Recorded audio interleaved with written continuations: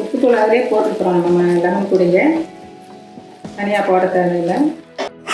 Lemon rice ready. நம்ம இப்போ பாவக்காய் சிப்ஸு ரெடி பண்ணிடுவோம்.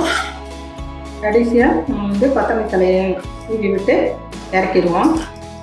பாவக்காய் நம்ம பொரிக்கலாம்.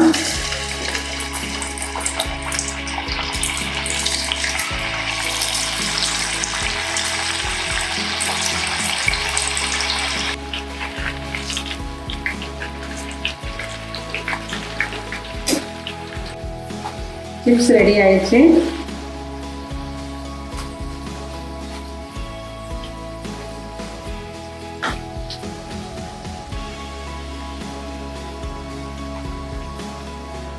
லெமன் ரைஸும் பாவக்காய் சிப்ஸும் சூப்பராக இருக்கும்.